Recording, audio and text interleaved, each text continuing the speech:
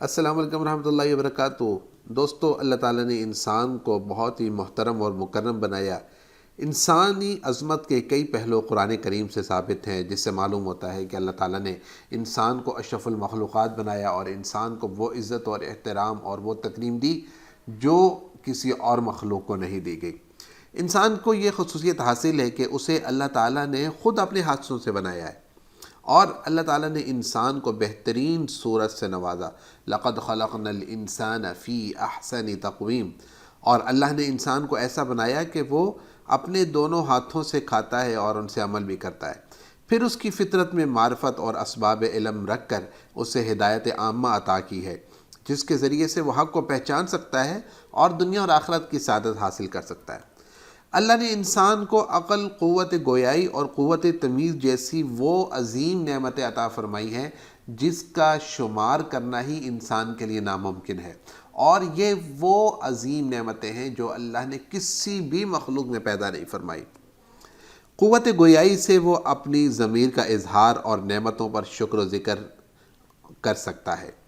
انسان کو پیدا کرنے کے بعد اللہ تعالیٰ نے انسان کا اکرام اتنی بڑی بڑی نعمتوں سے کیا کہ جن کو شمار نہیں کیا جا سکتا۔ صرف رزق پہنچانے کا معاملہ ہی دیکھ لیا جائے، اس کے لیے زمین و آسمان کی ہر چیز مسخر کر دی گئی۔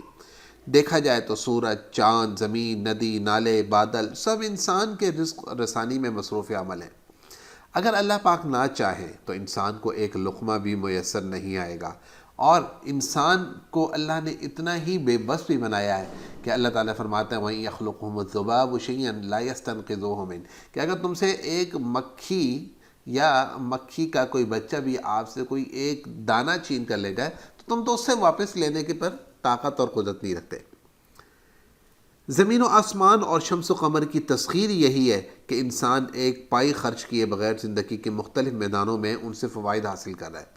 اور انسان کی تکریم کا ایک پہلو یہ بھی ہے کہ اللہ نے انسان کو مجبور محض نہیں بنایا، بلکہ اسے آزادی اور اختیار دیا ہے،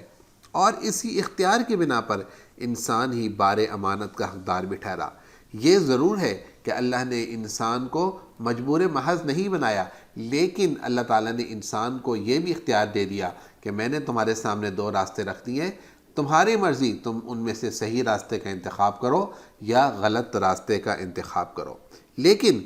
اللہ تعالیٰ نے اس صحیح راستے کی پہچان اور اس غلط راستے کی پہچان کے لیے اور اس کی ہدایت اور دنیا آخرت میں کامیابی کے لیے اللہ تعالیٰ نے انبیاء علیہ السلام بھی مبعوث فرمائے، جنہوں نے انسانیت کو زندگی بخش پیغام پہنچایا۔ اللہ تعالیٰ نے انسان کی عزت میں یہ بات بھی رکھی کہ انسان کو اپنی محبت اور رضا کا اہل بنایا، اور اسے وہ تمام اسباب بتائے جنہیں اختیار کر کے وہ اللہ کا محب بلکہ محبوب بن جاتا ہے۔